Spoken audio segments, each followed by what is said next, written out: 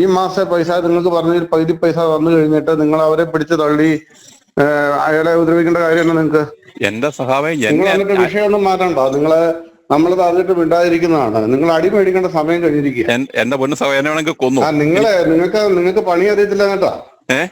നിങ്ങൾക്ക് പണി അറിയത്തില്ല എന്നിട്ടാ. എനിക്ക് സത്യമായിട്ട് ഇങ്ങനത്തെ പണിയൊന്നും അറിയത്തില്ല. സത്യമായിട്ട് അറിയത്തില്ല. അത് പണി മനസ്സിലാക്കി തരാം. എനിക്ക് സത്യമായിട്ട് ഇങ്ങനത്തെ പരിപാടി പണി മനസ്സിലാക്കി തരാം. നമസ്തേ, ജനം ഡിബേറ്റിലേക്ക് സ്വാഗതം. CPM ഭരിക്കുന്ന കട്ടപ്പന റൂറൽ ഡെവലപ്മെൻറ്റ് കോപ്പറേറ്റീവ് സൊസൈറ്റിയിൽ ദശലക്ഷങ്ങൾ നിക്ഷേപിച്ച കർഷകൻ സാബു ഭാര്യയുടെ ചികിത്സയ്ക്കായി പണം തിരികെ ആവശ്യപ്പെട്ടപ്പോൾ പാർട്ടി നേതാവിൻ്റെ ഭീഷണിയും ജീവനക്കാരൻ്റെ വക അപമാനിക്കലും പിടിച്ചു തള്ളലും മനംനൊന്ത സാബു സൊസൈറ്റിക്ക് മുന്നിൽ ജീവനൊടുക്കി. ഗുണ്ടായിസത്തിലൂടെ ജീവനെടുക്കുന്ന CPM സഹകരണ ബാങ്കുകളുടെ എണ്ണം വർദ്ധിച്ചു വരുന്നു. കരുവന്നൂരിലും കണ്ടലയിലും നാം അത് കണ്ടതാണ്. കട്ടപ്പനയിലും തനിയാവർത്തനം. നിക്ഷേപകരെ കൊന്നു തിന്നുന്ന CPM സഹകരണ ബാങ്കുകൾക്കെതിരെ നടപടിയെടുക്കാൻ ആരുമില്ലേ ഇവിടെ? അടിച്ചും ഇടിച്ചും പണിഞ്ഞും കൊലവിളിച്ചും കൊന്നും കൊതിതീരാത്ത രക്തദാഹികളെ, ഇതാണോ കമ്മ്യൂണിസം? ഇതാണോ നിങ്ങൾ പാടിപ്പുകഴ്ത്തുന്ന മാനവികത? നമുക്ക് ചർച്ച ചെയ്യാം. Save Kerala forum general secretary advocate KM Shajahan, BJP വക്താവ് യുവരാജ് ഗോകുൽ, കോൺഗ്രസ് വക്താവ് അഡ്വക്കേറ്റ് വസന്ത് സിറിയക് എന്നിവർ ചേരുന്നു. എല്ലാ അതിഥികളെയും ഈ സംവാദത്തിലേക്ക് സ്നേഹാദരങ്ങളോടെ സ്വാഗതം ചെയ്യുന്നു. ഒപ്പം പ്രേക്ഷകരെയും. യുവരാജ്, കട്ടപ്പനയിൽ സാബു അനുഭവിച്ചത് ഒറ്റപ്പെട്ട സംഭവമല്ല. ഞാൻ ആമുഖത്തിൽ ചൂണ്ടിക്കാണിച്ചതുപോലെ കരുവന്നൂരിലും കണ്ടലയിലും നമ്മളത് കണ്ടതാണ്. സഹകരണ ബാങ്കുകൾ CPM കൊള്ളയടിക്കുന്ന കാഴ്ച. നിക്ഷേപകർ പണം തിരികെ ചോദിച്ചാൽ അവരെ മാനസികമായും ശാരീരികമായും പീഡിപ്പിക്കും, തളർത്തും. ഗത്യന്തരമില്ലാതെ മനംനൊന്ത് അവർ ജീവനൊടുക്കും. എന്നിട്ടും ഒരു കൂസലുമില്ലാതെ അവരെ അധിക്ഷേപിക്കുന്നത് തുടരും. കട്ടപ്പന റൂറൽ ഡെവലപ്മെൻറ്റ് കോപ്പറേറ്റീവ് സൊസൈറ്റിയുടെ മുൻ പ്രസിഡൻറ്റും CPM കട്ടപ്പന ഏരിയ മുൻ സെക്രട്ടറിയുമായ VR സജി ഫോണിൽ സാബുവിനെ ഭീഷണിപ്പെടുത്തിയതാണ് അല്പം മുമ്പ് പ്രേക്ഷകർ കേട്ടത്. അടി വാങ്ങേണ്ട സമയം കഴിഞ്ഞു, തനിക്ക് പണിയറിയില്ല, പണി മനസ്സിലാക്കി തരാം. യുവരാജ്, ആവർത്തിക്കുന്നു ഇതൊക്കെ. അല്ല, അത് സത്യമല്ലേ? CPMൻ്റെ മുൻ ഏരിയ സെക്രട്ടറി പറഞ്ഞതിനോട് ഞാൻ 100% യോജിക്കുകയാണ്. അടി വാങ്ങേണ്ടെന്ന സമയം കഴിഞ്ഞു. അല്ലാന്നുണ്ടെങ്കിൽ ഈ ബാങ്കിൽ ഇത്രയൊക്കെ പ്രശ്നങ്ങൾ കണ്ടിട്ട് കൊണ്ടുപോയി ആൾക്കാർ പൈസ ഇടുക എന്ന് പറഞ്ഞു കഴിഞ്ഞാൽ അത് സ്വാഭാവികമായിട്ട് അടി കൊള്ളാത്തതിൻ്റെ കുഴപ്പം അല്ലാണ്ട് നമ്മളിപ്പോൾ അതിനകത്ത് എന്താ പറയാൻ സാധിക്കുക? ഒരു തെറ്റിൽ നിന്ന് മനുഷ്യൻ പഠിക്കണം, 2 തെറ്റിൽ നിന്ന് പഠിക്കണം, 3 തെറ്റിൽ നിന്ന് പഠിക്കണം. ഇത് എത്ര കൊണ്ടാലും പഠിക്കില്ല എന്ന് കേരളത്തിലുള്ള ജനത തീരുമാനം എടുത്തു കഴിഞ്ഞാൽ പിന്നെ അടി കൊള്ളുക, CPMകാരുടെയും അടി കൊണ്ട് തന്നെ ഇനി അടുത്ത സ്റ്റെപ്പ് അതേ ഉള്ളൂ. CPMകാരുടെയും തല്ലുകൊള്ളുക, പബ്ലിക്ക് തല്ലുകൊള്ളുക. അത് മാത്രമേ ഇനി മുമ്പിലൊരു ഓപ്ഷനായിട്ട് ഈ ജനത്തിൻ്റെ മുമ്പിലുള്ളൂ. എന്നാലെങ്കിലും കണ്ടുപഠിക്കുമെന്ന് നമുക്കറിയണമല്ലോ. ഇത് ഈ ബാങ്കുകൾ സ്വാഭാവികമാണ്, സഹകരണ ബാങ്കുകൾ നടത്തുന്നുണ്ട്. അത് വിവിധ സംഘടനകൾ, രാഷ്ട്രീയ കക്ഷികൾ, വ്യക്തികൾ, കൂട്ടായ്മകൾ എല്ലാവരും ചേർന്നിട്ട് ഈ പറയുന്ന പോലെ സഹകരണ ബാങ്കുകൾ നടത്തുന്നുണ്ട് കേരളത്തിൽ മാത്രമല്ല എല്ലാ സംസ്ഥാനങ്ങളിലും ഇത്തരത്തിലുള്ള സഹകരണ പ്രസ്ഥാനങ്ങളുണ്ട്. ഈ സഹകരണ പ്രസ്ഥാനങ്ങൾ നടത്തുന്ന സമയത്ത് അത് വിജയിച്ച് വളരെ മികച്ച രീതിയിൽ പോകുന്ന സഹകരണ പ്രസ്ഥാനങ്ങളുണ്ട്. അത് എല്ലാ രാഷ്ട്രീയ പ്രസ്ഥാനങ്ങളുടെ ഉണ്ട്, ഒന്നിൻ്റെ മാത്രമല്ല, എല്ലാവരുടേതും ഉണ്ട്. നല്ല രീതിയിൽ വിജയിച്ച് മുമ്പോട്ട് പോകുന്നത്, പരാജയപ്പെട്ടു പോകുന്നതുമുണ്ട്. ഈ പരാജയപ്പെട്ടു പോകുന്ന പലതരത്തിൽ പരാജയപ്പെട്ടു പോകാം. കെടുകാര്യസ്ഥത മൂലം പരാജയപ്പെട്ടു പോകാം, ഭരണസമിതിയിലിരിക്കുന്ന ആൾക്കാരുടെ എഫിഷ്യൻസി ഇല്ലായ്മ മൂലം പരാജയപ്പെട്ടു പോകാം. അങ്ങനെ പലതരത്തിലൊക്കെ പരാജയപ്പെട്ടു പോകാം. നമുക്കത് മനസ്സിലാവും. നമ്മളൊരു 100 എണ്ണം എടുക്കുമ്പോൾ 1 2 ഒക്കെ അങ്ങനെ സംഭവിക്കുന്നത് നമുക്ക് മനസ്സിലാവും, ഇങ്ങനെയൊക്കെ സംഭവിക്കുന്നത്. പക്ഷേ തുടർച്ചയായിട്ട് ഒരു പർട്ടിക്കുലർ പ്രസ്ഥാനം ഭരിക്കുന്ന സഹകരണ ബാങ്കുകളിൽ ഇതൊരു തുടർക്കഥയായിട്ട് മാറുമ്പോൾ അത് നമുക്കൊരു സ്വാഭാവികമായിട്ടുള്ളൊരു പ്രോസസ്സല്ല. അതിനകത്തൊരു അസ്വാഭാവികത ഉണ്ട്. അത്തരത്തിലുള്ള കാര്യങ്ങളിൽ ഒരു അസ്വാഭാവികത ഉണ്ട് എന്ന് തന്നെയാണ് നമ്മൾ അതിനകത്തുനിന്ന് മനസ്സിലാക്കേണ്ടത്. 1. 2, ഒരു നിക്ഷേപകനെ സംബന്ധിച്ചിടത്തോളം അദ്ദേഹം പോയിട്ട് പൈസ ചോദിക്കുന്ന സമയത്ത്, അസുഖവുമായി ബന്ധപ്പെട്ടിട്ട്, രോഗാവസ്ഥയുമായി ബന്ധപ്പെട്ടിട്ട് പൈസ ചോദിക്കുന്ന സമയത്ത് അത് തിരിച്ചു കിട്ടാതെ ആത്മഹത്യ നടക്കുന്ന സംഭവം സാബുവിൻ്റേതും ആദ്യത്തേതല്ല. കുറച്ച് നാളുകൾക്ക് മുമ്പ് കരുവന്നൂരിൽ നമ്മൾ കണ്ടതാണ്. മറ്റൊരു നിക്ഷേപകന് ഇതുപോലെ ആത്മഹത്യ ചെയ്യുന്ന സംഭവം ഉണ്ടായിട്ടുണ്ട്. അത് വീണ്ടും ഇവിടെ കട്ടപ്പനയിൽ ആവർത്തിക്കുന്ന സാഹചര്യമാണ് ഉണ്ടായിരിക്കുന്നത്. അപ്പോൾ CPM-കാരനോട് എനിക്ക് പറയാനുള്ളത്, നിങ്ങൾ പറയുന്ന പോലെ ഒരു തെറ്റിൽ നിന്ന് നിങ്ങൾ പഠിക്കേണ്ടുന്ന സാഹചര്യം ഉണ്ട്.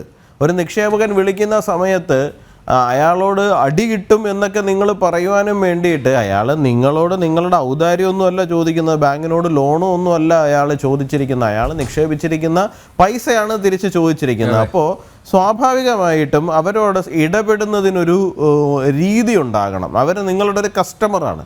കസ്റ്റമർ ഈസ് കിങ് എന്നാണ് നമ്മൾ ബിസിനസ് മേഖലയിൽ നമ്മൾ ആദ്യം പഠിക്കുന്നത്. എന്താണ് കസ്റ്റമർ എന്ന് പറഞ്ഞു കഴിഞ്ഞാൽ രാജാവാണ്. അയാളെ ട്രീറ്റ് ചെയ്യുന്നതിനൊരു രീതി ഉണ്ടാകണം. അതിന് പകരമായിട്ട് നിങ്ങൾ ലോക്കൽ കമ്മിറ്റിയിൽ നിങ്ങൾ പെരുമാറുന്ന ഭാഷയിലും നിങ്ങളുടെ ശാരീരിക ഭാഷയിലും ഒക്കെ നിങ്ങൾ അവരോട് പെരുമാറാൻ തുടങ്ങിക്കഴിഞ്ഞാൽ നിങ്ങൾക്ക് അടി കിട്ടാത്തതിൻ്റെ കുഴപ്പമാണ്, നിങ്ങൾക്ക് അടി കിട്ടാനുള്ള സമയം അതിക്രമിച്ചു എന്നൊക്കെ പറഞ്ഞു കഴിഞ്ഞാൽ, ഞാൻ തുടക്കത്തിൽ പറഞ്ഞത് മാത്രമേ എനിക്ക് പറയാനുള്ളൂ. അടി കിട്ടാനുള്ള സമയം അതിക്രമിച്ചിട്ടുണ്ടായിരുന്നു, അതുകൊണ്ടാണ് ഇവരുടെ ബാങ്കിൽ കൊണ്ട് ഈ പൈസ ഇട്ടിരിക്കുന്നത്. അല്ലാന്നുണ്ടെങ്കിൽ സാമാന്യ ബുദ്ധിയുള്ള ആരെങ്കിലും അത് വീണ്ടും തുടർന്ന് പോകുമെന്ന് നമ്മൾ കേരളത്തിൽ വിശ്വസിക്കേണ്ടുന്ന കാര്യമൊന്നുമില്ല. മനുഷ്യൻ ഒന്നോ രണ്ടോ തെറ്റുകളിൽ നിന്ന് പഠിക്കുന്നത്, എത്ര കണ്ടാലും കൊണ്ടാലും പഠിച്ചില്ല എന്ന് ഉണ്ടെങ്കിൽ അടി കിട്ടി പഠിക്കണം. CPM-കാരുടെയും തല്ല് കിട്ടി തന്നെ പഠിക്കേണ്ടതാണ്. യെസ്, ഷാജഹാൻ, അടി വാങ്ങേണ്ട സമയം കഴിഞ്ഞു, തനിക്ക് പണിയറിയില്ല, പണി മനസ്സിലാക്കി തരാം എന്നാണ് കട്ടപ്പന CPM ഏരിയ മുൻ സെക്രട്ടറി BR സജി ഭീഷണിപ്പെടുത്തിയത് സാബുവിനോട്. ആ ഫോൺ സംഭാഷണം, അതിൻ്റെ ശബ്ദരേഖ ഇപ്പോൾ നമ്മൾ സംപ്രേഷണം ചെയ്ത് കഴിഞ്ഞിരിക്കുന്നു. നോക്കൂ, ഇടുക്കി ജില്ലയെ സംബന്ധിച്ചിടത്തോളം എന്തുമാവാന്നുള്ളതാണ്. എന്ത് വൃത്തികേടും കാണിക്കാം, എന്ത് തോന്നിയാസവും കാണിക്കാം, ആരെ വേണമെങ്കിലും തെറി വിളിക്കാം. അതിന് MM മണി അവിടെയുണ്ട്. ഇപ്പോൾ CV വർഗീസ്, അദ്ദേഹമാണ് പാർട്ടിയുടെ ഇടുക്കി ജില്ലാ സെക്രട്ടറി. VR സജി, ഞങ്ങൾക്ക് നേരിട്ട് അനുഭവം ഉണ്ടായതാണ്. കാരണം കട്ടപ്പനയിൽ ജനസഭ നടത്തിയ സമയത്ത് അത് അലങ്കോലപ്പെടുത്തിയത് ഈ സജിയുടെ നേതൃത്വത്തിലായിരുന്നു. അവിടെ കസേര എറിഞ്ഞതും, അന്ന് പുഷ്പനെ അറിയാമോ എന്ന് BJP-യുടെ പ്രതിനിധി ആ ജനസഭയിൽ അദ്ദേഹം അത് മാത്രമേ പറഞ്ഞുള്ളൂ. അപ്പോഴേക്ക് കസേര വരുന്നു, അവിടെ കൂട്ടയടി നടക്കുകയാണ്. അന്ന് അവിടെ CPM-ൻ്റെ പ്രതിനിധിയായി വന്നത് ഈ BR സജിയാണ്. ഇവരുടെ ഗുണ്ടായിസം അനുസ്യൂതം തുടരുകയാണ്. ഷാജഹാൻ, ആരുമില്ലേ പിടിച്ചു കെട്ടാൻ? അല്ല, നിങ്ങൾ യഥാർത്ഥ പ്രശ്നത്തിലേക്ക് തുടക്കത്തിൽ തന്നെ വന്നു എന്നത് വളരെ അഭിനന്ദനാർഹമാണ് എന്നാണ് എനിക്ക് സൂചിപ്പിക്കാനുള്ളത്. എനിക്ക് പറയുമ്പോൾ വിഷമമുണ്ട്, പക്ഷേ എത്ര സമചിത്തതയോടുകൂടി വളരെ ലളിതമായിട്ടാണ് BJP-യുടെ പ്രതിനിധി ഇവിടെ ഇങ്ങനെ സംസാരിച്ചുകൊണ്ടിരുന്നത്. ആലോചിച്ച് നോക്ക്. നമ്മൾ കരുവന്നൂർ എന്ന് പറഞ്ഞൊരു ബാങ്ക്, ആ ബാങ്കിൽ 2020 മുതൽ നമ്മൾ ക്രമക്കേട് ചർച്ച ചെയ്തുകൊണ്ടിരിക്കുകയാണ്. ഇപ്പോൾ 2024 കഴിയാറായി. കരുവന്നൂരിനെ കുറിച്ച് BJP-യുടെ പ്രതിനിധി ഇവിടെ ഒന്ന് സൂചിപ്പിച്ചു പോയി. ഇത് വളരെ സാമാന്യമായി ഇങ്ങനെ വളരെ ശാന്തമായി BJP-യുടെ പ്രതിനിധി ഇങ്ങനെ സംസാരിച്ചങ്ങനെ പോവുകയാണ്. ഞാനതിങ്ങനെ കേട്ടിരിക്കുകയായിരുന്നു. കസ്റ്റമർ ഈസ് കിങ്, അത് ഇതെന്നൊക്കെ പറഞ്ഞിട്ട്. അനില, ഇതിവിടെ ഇങ്ങനെ നടന്നുകൊണ്ടിരിക്കും. ഇനിയും ആളുകൾ ഇവിടെ ആത്മഹത്യ ചെയ്തുകൊണ്ടിരിക്കും. CPM-കാരൻ ഇതുപോലുള്ള, ഞാൻ ആ വാക്ക് സംസ്കാര സമ്പന്നമല്ലാത്തതുകൊണ്ട് ഉപയോഗിക്കുന്നില്ല, ആ പണി ഇവിടെ ഇങ്ങനെ ചെയ്തുകൊണ്ടിരിക്കും. ഒരു ചുക്കും നടക്കില്ല, ഇവിടെ ഒരു പുല്ലും നടക്കില്ല. കാരണം ഇതിനൊന്നും ചോദിക്കാൻ നട്ടലുള്ള, ആർജവമുള്ള, ഊർജമുള്ള ഒരുത്തനും ഈ കേരളത്തിലില്ല. അതിൽ ആദ്യത്തെ പ്രതിയായി ഞാൻ പറയുന്നത് കോൺഗ്രസിനല്ല, BJP-യെയാണ്. 3-ാം തവണ കേന്ദ്രത്തിൽ അധികാരത്തിലിരിക്കുന്ന ഒരു പാർട്ടിയാണ് BJP. എന്ത് പുല്ലാണ് അവരിവിടെ ചെയ്യുന്നത്? കരുവന്നൂരിൽ അവരെന്ത് ചെയ്തു? 2020 മുതൽ അഴിമതി തുടങ്ങിയതല്ലേ. എന്ത് സംഭവിച്ചു ഇവിടെ? ഒരു രോമം അനക്കാൻ ഇവിടെ BJP-കാരന് കഴിഞ്ഞു. പിന്നെ സഹകരണ മേഖലയുടെ കാര്യം എടുത്താൽ BJP-കാരന് ഇതേ പണിയാണ് ചെയ്തുകൊണ്ടിരിക്കുന്നത്. തിരുവനന്തപുരത്ത് ഒരു ബാങ്കുണ്ട്, ആ ബാങ്കിൻ്റെ പേര് ഞാൻ മറന്നുപോയി. എൻ്റെ ഒരു പഴയ സുഹൃത്തായിരുന്നു MS കുമാർ. RSP എന്നും കണ്ട് BJP പോയതാണ്. ഞാൻ ഇടയ്ക്ക് അദ്ദേഹമായിട്ട് വിളിച്ച് സംസാരിക്കും. ഒരു സുപ്രഭാതത്തിൽ നോക്കുമ്പോൾ അയാൾ അറസ്റ്റിൽ. BJP-യുടെ വലിയ കൂടിയ നേതാവായിരുന്നു. എല്ലാവരും കൈയിട്ട് വാരുകയാണ് ഇവിടെ ചെയ്തുകൊണ്ടിരിക്കുന്നത്. സഹകരണ മേഖലയിൽ കൈയിട്ട് വാരുന്നതിന് BJP ഒട്ടും പുറകിലല്ല. ഇവിടെ തിരുവനന്തപുരം കോർപ്പറേഷനിൽ 35 കൗൺസിലർമാരുണ്ടല്ലോ BJP-ക്ക്. കഴിഞ്ഞ 5 വർഷമായിട്ട് എന്ത് പുല്ലാണ് ഇവിടെ കോർപ്പറേഷനിൽ ചെയ്തത്? എന്ത് സമരം ചെയ്തു?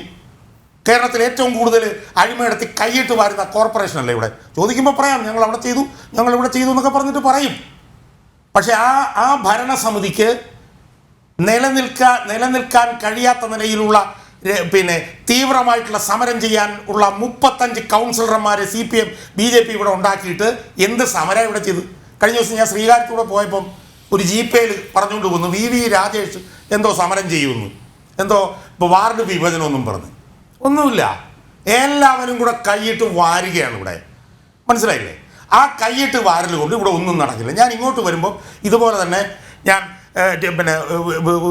പിന്നെ സോഷ്യൽ മീഡിയയിൽ നോക്കുമ്പോഴത്തേക്ക് VD സതീശൻ എന്ന് പറഞ്ഞൊരുത്തൻ്റെ പ്രസ്താവന, അവൻ ഇതുപോലെ തന്നെ ഇത് ഭയങ്കര അനീതിയാണ്, മറ്റതാണ് മറിച്ചതാണ്, അങ്ങനെയാണ് ഇങ്ങനെയാണ്, സഹകരണ മേഖല തകരും. ഞാൻ പറയാം, ഉളുപ്പുണ്ടോ ഇവർക്കൊക്കെ?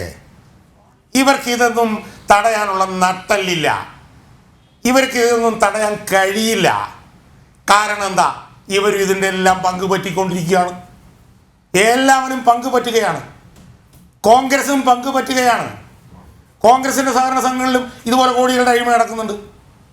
അതുകൊണ്ട് എല്ലാവരും കേരളത്തിലെ സഹകരണ മേഖലയെ പറ്റാവുന്നത് പോലെ കൈയിട്ട് വാരിക്കൊണ്ടിരിക്കുകയാണ് ചക്രക്കുടത്തിൽ. ഇവിടെ BJP കാരൻ കൈയിട്ട് വാരെങ്കിൽ വേറെടുത്ത് പിന്നെ വയനാട്ടിലെ കോൺഗ്രസ്സുകാരൻ കൈയിട്ട് വാരും. കേരളം ഒട്ടാകെ ബാക്കിയുള്ള സ്ഥലങ്ങളിൽ മുഴുവൻ CPM കാരൻ കൈയിട്ട് വാരും. നമ്മൾ ഇടുക്കിയുടെ കാര്യം മാത്രം പറഞ്ഞിട്ട് വല്ല കാര്യമുണ്ടോ? അനിലെ, ഇടുക്കിയിൽ ഭരണമുണ്ടോ? ഇടുക്കിയിൽ ഏറ്റവും വലിയ ഏകാധിപത്യ ഭരണമല്ലേ നടക്കുന്നത്? ഇടുക്കിയിൽ CPM അല്ലേ ഭരിക്കുന്നത്? ഇടതുപക്ഷ ഗവൺമെൻറ്റൊന്നും അല്ല ഇടുക്കി ഭരിക്കുന്നത്. ഇടുക്കി ഭരിക്കുന്നത് MM മണിയാണ്. MM മണിയുടെ ലംബോദരനാണ്, CV വർഗീസാണ്, സജിയാണ്. യുവമാരുടെ കാട്ടുനീതിയല്ലേ പിന്നെ ഇടുക്കിയിൽ നടക്കുന്നത്? ഇവിടെ VS അച്യുതാനന്ദൻ്റെ കാല് തല്ലി ഓടിക്കുമെന്ന് പറഞ്ഞവനാണ് MM മണി. ആലോചിച്ച് നോക്കും. അതുകൊണ്ട് ഇതൊക്കെ ഈ അങ്ങോട്ടും ഇങ്ങോട്ടുമുള്ള ചില അഡ്ജസ്റ്റ്മെൻ്റ് ഇടപാടുകളാണ്. എങ്ങനെ എന്നെ വിമർശിച്ചാലും എനിക്ക് വിരോധമില്ല. ഇതെല്ലാവരും കൂടെ ചേർന്ന് ഇത് പിന്നെ കട്ട് തിന്നുകൊണ്ടിരിക്കുകയാണ്, കൈയിട്ട് വാരിക്കൊണ്ടിരിക്കുകയാണ്. സഹകരണ മേഖല എല്ലാവരുടെയും എല്ലാ പാർട്ടിക്കാരുടെയും ഖജനാവാണ്. അതിൽ 80% CPM ആണ്. അതുകൊണ്ട് നിർഭാഗ്യവശാൽ ഞാൻ പറയുന്നു, ഇതുപോലെ ഇനിയും ആളുകൾ മരിക്കും. ഞാൻ കരുവന്നൂരിൽ ഈ പറഞ്ഞ കരുവന്നൂരിൽ ഒരു പാവപ്പെട്ടവൻ പിന്നെ അയാളുടെ ഭാര്യയുടെ ചെലവിന് വേണ്ടിയിട്ട് ചികിത്സയ്ക്ക് വേണ്ടി ചെന്ന് ചോദിച്ചപ്പോഴത്തേക്കും കരുവന്നൂരിൽ നിന്ന് പണം കൊടുത്തില്ല. അവസാനം അയാൾ മൃതദേഹം മുന്നിൽ വെച്ചുകൊണ്ട് സമരം ചെയ്തു. ഞാൻ അയാളെ പോയി ഇൻ്റർവ്യൂ ചെയ്തിട്ടുള്ളതാണ് എൻ്റെ YouTube ചാനലിന് വേണ്ടി. അവസാനം അയാൾക്കെതിരെ കേസെടുത്തു. അയാൾക്കെതിരെ ഞാൻ ആലോചിക്കായിരുന്നു, ഞാൻ ജോലി ചെയ്ത VS അച്യുതാനന്ദൻ. ആ VS അച്യുതാനന്ദൻ UDF ഭരിക്കുമ്പോഴാണ് ഇതുപോലൊരു മരണം നടക്കുന്നതെങ്കിൽ ആ 80 വയസ്സുകാരൻ അവിടെ പാഞ്ഞ് ചെല്ലുമായിരുന്നു. പാഞ്ഞ് ചെന്ന് അവിടെ നിരാഹാര സമരം ഇരിക്കുമായിരുന്നു. ഇവിടെ 58 വയസ്സുള്ള VD സതീശനും 60 വയസ്സിനടുത്തുള്ള K സുരേന്ദ്രനുമാണ് ഉള്ളത്. വല്ല കാര്യമുണ്ടോ? വല്ല അനക്കമുണ്ടോ? ഒരു പ്രസ്താവന നടത്തും, അത് കഴിഞ്ഞ് AC വണ്ടിയിലോട്ട് കയറും, ആ വഴിക്കങ്ങ് പോകും. ഞാൻ ഇതുപോലെ തന്നെ YouTube ഞാൻ എടുത്ത് നോക്കുമ്പോഴത്തേക്ക് പത്തനംതിട്ട BJPയുടെ ഓഫീസിൽ തമ്മിത്തല്ല് ഇപ്പം ഞാൻ കണ്ടതാണ്, എന്തോ സ്ഥാനം പിന്നെ വീതിക്കുന്നതുമായി ബന്ധപ്പെട്ട്. അതുകൊണ്ട് ഈ പാർട്ടികളുടെ എല്ലാം പണി ഇതുപോലത്തെ പണികളാണ്. അതുകൊണ്ട് ജനം അനുഭവിക്കുകയല്ലാതെ വേറൊരു വഴിയുമില്ല. ഇതിനെന്തെങ്കിലും നാളെ എന്തെങ്കിലും ഒരു പുതിയ സംവിധാനം ഉണ്ടായാൽ ജനം രക്ഷപ്പെടും. അല്ലെങ്കിൽ ഇതുപോലത്തെ കാട്ടുനീതിയും ഭരണവും ഏകാധിപത്യവും ഇവിടെ തുടരും. അതിൻ്റെ ഇടയിൽ ഒരു ചെറിയ വെളിച്ചമാണ് ദേവൻ രാമേന്ദ്രൻ കഴിഞ്ഞ ദിവസം കണ്ടത്. പല്ല് പറിച്ച് കളഞ്ഞു പിണറായി വിജയൻ്റെ. അയാൾ കൊല്ലത്ത് വന്നപ്പം അവിടെ മുഴുവൻ ബോർഡ് അരമണിക്കൂറിൽ മാറ്റിക്കൊള്ളാൻ പറഞ്ഞോളൂ, എനിക്ക് ഫൈൻ അടിക്കുമെന്ന് പറഞ്ഞു 2.5 ലക്ഷം. ഇവന്മാർ ഓടി തൂറിക്കൊണ്ട് ഇവന്മാർ. നിങ്ങൾ പുത്തരിക്കണ്ടത്തോട്ടിയല്ലേ ടൺ കണക്കിന് പിന്നെ പോസ്റ്ററുകളും ബാനറുകളും ഇവിടെ വലിച്ചു കീറി കൂട്ടിയിട്ടിരിക്കുക. അതുകൊണ്ട് ഇനി വല്ല കോടതിയെ വല്ല ഇറങ്ങിയാൽ മാത്രമേ, കോടതി വല്ലതും സടകുടഞ്ഞ് എഴുന്നേറ്റാൽ മാത്രമേ ഒരു പ്രതീക്ഷയുള്ളൂ. അല്ലെങ്കിൽ ആളുകൾ ഇനിയും ഇങ്ങനെ മരിച്ചുകൊണ്ടേയിരിക്കും, നമ്മൾ ചർച്ച ചെയ്തുകൊണ്ടേ ഇരിക്കും. ഇത്ര എനിക്ക് അഡ്വക്കേറ്റ് വസന്ത, നിയമസഭയിലെ പ്രതിപക്ഷം കുറേ കൂടി സക്രിയമാവണ്ടേ, സജീവമാകണ്ടേ? ഇതിപ്പോൾ സഹകരണ മേഖല കൈയിട്ട് വാരാനാക്കി മാറ്റി വെച്ചിരിക്കുകയാണ്, ഒഴിഞ്ഞു വെച്ചിരിക്കുകയാണെന്ന് പറയുന്നതായിരിക്കും ശരി. ഇപ്പോൾ ഇതിനൊക്കെ തടയിടേണ്ട ഒരു ശക്തി സംവിധാനം ഇവിടെ ഉണ്ട്. പ്രതിപക്ഷത്തിൽ നിന്ന് ജനങ്ങൾ കൂടുതൽ പ്രതീക്ഷിക്കുന്നു. അല്ല, ശ്രീ ഷാജഹാന്റെ ചില വാക്കുകളോട് എനിക്ക് കടുത്ത വിയോജിപ്പുണ്ട്. അവൻ ഇവൻ എന്നൊക്കെ കേരളത്തിന്റെ പ്രതിപക്ഷ നേതാവിനെ വിളിക്കുന്നത് ശരിയല്ല. വിളിച്ചോ? എനിക്കറിയില്ല, ഞാൻ വിളിച്ചില്ല, ഞാൻ വിളിക്കുകയില്ല. ഒരു തവണ അങ്ങനെ ഒരു പരാമർശം വന്നു. യെസ്, ഞാൻ ക്ഷമ ചോദിക്കുന്നു. ഓക്കെ, അങ്ങയുടെ ആവേശത്തിനിടയിൽ വന്നു പോയതായിരിക്കാം. ഏതായാലും അത് കറക്റ്റ് ചെയ്തതിൽ നന്ദി. അപ്പോ വിമർശനം നല്ലതാണ്, അത് ഭാഷ നന്നായാൽ നന്നാവും. നോക്കൂ, കേരളത്തിൽ ഏതാണ്ട് 80% സഹകരണ സംഘങ്ങളും ഭരിക്കുന്നത് CPM ആണ്. അത് ഭരിക്കുന്നത് ജനാധിപത്യപരമായി അല്ല എന്ന് നേരിട്ടറിവുള്ള ആളാണ് ഞാൻ. കള്ള വോട്ട് ഉണ്ടാക്കുക, ആ ഭരിക്കുന്ന സ്ഥാപനങ്ങളിൽ ഇവരുടെ ആളുകളെ തിരികെ കയറ്റി ഇലക്ഷന്റെ തലേ ദിവസം സെക്രട്ടറിമാരുടെ വീട്ടിൽ വെച്ച് കള്ള സർട്ടിഫിക്കറ്റ് അടിച്ച് കള്ള വോട്ടർ ID കാർഡ് അടിച്ച് തെരഞ്ഞെടുപ്പിനെ ഹൈജാക്ക് ചെയ്യുക. നമ്മൾ പണ്ട് ഉത്തരേന്ത്യകളിലൊക്കെ കേൾക്കുന്നത് പോലെ ബൂത്ത് പിടിക്കുക എന്ന് കേൾക്കുന്നില്ലേ? അതൊക്കെ കേരളത്തിലെ ഏതെങ്കിലും സഹകരണ സംഘം തെരഞ്ഞെടുപ്പിലേക്ക് പോയാൽ നമുക്ക് കാണാൻ പറ്റും. CPM-ന്റെ ഗുണ്ടാപ്പട ഇങ്ങനെ ബൂത്ത് പിടിക്കാൻ ഇറങ്ങും. അതിനെ കായികമായി നേരിടാൻ കോൺഗ്രസിന് സാധിക്കാത്തതല്ലേ എന്ന് ചോദിച്ചാൽ സാധിക്കാത്തത് തന്നെയാണ്. അത് ഞങ്ങളുടെ ഒരു പ്രശ്നമാണ്. പൂർണ്ണാർത്ഥത്തിൽ എല്ലാത്തിനെയും കായികമായി നേരിടുക. കായികപരമായിട്ടല്ല നേരിടേണ്ടത്, നിയമപരമായിട്ടല്ലേ നേരിടേണ്ടത്? തീർച്ചയായും അതാണ് ഞാൻ പറഞ്ഞു വരുന്നത്. ശ്രീ അനിൽ നമ്പ്യാർ കേരളത്തിൽ കഴിഞ്ഞ ദിവസങ്ങളിലും കഴിഞ്ഞ വർഷങ്ങളിലുമായി വെളിയിൽ വന്ന സഹകരണ ബാങ്ക് തട്ടിപ്പുകളിലെ എല്ലാത്തിലും തന്നെ പ്രതി ചേർക്കപ്പെട്ടിരിക്കുന്നത് CPM-ആണ്. പ്രസ്തുത വിഷയവുമായി ബന്ധപ്പെട്ട് പലതവണ ഹൈക്കോടതിയിൽ കയറിയിറങ്ങിയ പാർട്ടിയുടെ പേര് കോൺഗ്രസ് എന്നാണ്. ഹൈക്കോടതിയിൽ നിന്ന് നേരത്തെ ശ്രീ ഷാജഹാൻ സൂചിപ്പിച്ച ജസ്റ്റിസ് ദേവൻ രാമേന്ദ്രൻ ഈ കരുവന്നൂർ ബാങ്ക് തട്ടിപ്പുമായി ബന്ധപ്പെട്ട് വളരെ പ്രധാനപ്പെട്ട സ്റ്റേറ്റ്മെന്റ് ഇറക്കുമ്പോൾ അതിന്റെ ഇങ്ങേ തലക്കിലുണ്ടായിരുന്നത് തൃശ്ശൂരിൽ നിന്നുള്ള DCC ഭാരവാഹികളാണ്. അത് ഞങ്ങള് സമരരംഗത്തുണ്ട്, നിയമപരമായുള്ള പോരാട്ടത്തിലുമുണ്ട്. നോക്കൂ, ഇപ്പോ ഈ കട്ടപ്പനയിൽ എന്താണ് സംഭവിച്ചിരിക്കുന്നത്? കട്ടപ്പനയിൽ സംഭവിച്ചിരിക്കുന്നത് അവിടെ ഒരാൾ അദ്ദേഹത്തിന്റെ നിക്ഷേപം, തന്റെ ജീവിതകാലം മുഴുവൻ സ്വരുക്കൂട്ടി വെച്ച പണം നിക്ഷേപിക്കുന്നു. ബാങ്ക് പറയുന്നത് 15-14 ലക്ഷമാണ് എന്നാണ്. എന്നാൽ അവരുടെ ബന്ധുക്കൾ 70 ലക്ഷമാണ് വസന്തേ, 70 ലക്ഷമാണ് അദ്ദേഹം നിക്ഷേപിച്ചത്. പിന്നെ പല തവണകളായിട്ട് അദ്ദേഹം എടുത്തിരുന്നു ആവശ്യത്തിന് തിരിച്ചു. അല്ല, ഈ 14 ലക്ഷം എടുത്തു എന്ന് റിപ്പോർട്ട് ഉണ്ടാക്കിയവർക്ക് പാടില്ല. അനിൽ നമ്പ്യാർ, നമുക്കറിയാമല്ലോ, ഈ പറയുന്ന സാബു മരിച്ചില്ല, അദ്ദേഹം ജീവനോടെ ഉണ്ട് എന്ന് പാർട്ടി കമ്മിറ്റി കൂടി തീരുമാനിച്ചിട്ട് അതിന്റെ സർട്ടിഫിക്കറ്റ് ഉണ്ടാക്കുന്നവന്മാരാണ് ഇവർ. അതുകൊണ്ട് അവർ നാളെ സാബു ഈ 15 ലക്ഷവും നേരത്തെ പിൻവലിച്ചിരുന്നു എന്ന് റിപ്പോർട്ടുമായി വന്നാൽ, അങ്ങനെ ഒരു ക്യാപ്സ്യൂളുമായി വന്നാൽ നമുക്ക് അത്ഭുതപ്പെടാനില്ല. പക്ഷെ നമുക്ക് ഇതിൽ ഏറ്റവും പ്രധാനപ്പെട്ട പ്രശ്നം എവിടെയാണ്? അദ്ദേഹത്തിന്റെ ഭാര്യയുടെ ചികിത്സയുമായി ബന്ധപ്പെട്ട് താൻ ഉണ്ടാക്കി വെച്ചിരുന്ന പണം, താൻ തന്റെ ആയുസ് മുഴുവൻ കഷ്ടപ്പെട്ടുണ്ടാക്കിയ പണം, അല്ലാതെ CPM-ന്റെ ബ്രാഞ്ച് കമ്മിറ്റി ഓഫീസിലോ ലോക്കൽ കമ്മിറ്റി ഓഫീസിലോ സഹായത്തിന് ഇരക്കാൻ പോയതല്ല എന്ന് ഓർക്കണം. സ്വന്തം അധ്വാനം കൊണ്ട് ഉണ്ടാക്കി വെച്ച പണം കൊണ്ടുപോയി നിക്ഷേപിച്ചതാണ്. ആ നിക്ഷേപിക്കുന്ന സമയത്ത് അവിടെ ഭരിക്കുന്നത് കോൺഗ്രസ് ആണ് കേട്ടോ. അതുകൊണ്ടാണ് ഞങ്ങളിൽ ഉള്ള വിശ്വാസത്തിന് പുറത്താണ് ആ സഹകരണ സംഘം നല്ലതായി പ്രോഫിറ്റബിൾ ആയി പോകുന്ന സമയമായിരുന്നു അത്. അങ്ങനെ നിക്ഷേപിക്കുന്ന സമയത്ത് അതിനുശേഷം അദ്ദേഹത്തിന്റെ ആവശ്യം വരുമ്പോൾ ഈ പണം ചോദിക്കുന്നു. പണം ചോദിക്കുമ്പോൾ നേരത്തെ നിങ്ങളുടെ ബൈറ്റിലടക്കം പറയുന്നത് അവിടുത്തെ സഹകരണ സ്ഥാപനത്തിലെ ജീവനക്കാരൻ പിടിച്ചു തള്ളിയെന്നാണ്. ഈ ജീവനക്കാരൻ അവിടുത്തെ ഡിവൈഎഫ്ഐക്കാരനാണ് കേട്ടോ, ഡിവൈഎഫ്ഐക്കാരൻ. ഈ ജീവനക്കാരൻ എന്ന് പറയുന്നത് അവിടുത്തെ ഡിവൈഎഫ്ഐക്കാരൻ. അവൻ ഈ സാബുവിനെ പിടിച്ചു തള്ളുന്നു എന്ന് മാത്രമല്ല മർദ്ദിക്കുന്നു. അതിനുശേഷം അവനൊരു പരാതി കൊടുക്കുകയാണ്. അവൻ പറയാണ്, അവനും അവന്റെ പാർട്ടിയും പറയാണ് സാബു ഈ ജീവനക്കാരനെ ആക്രമിച്ചു അത്രേ.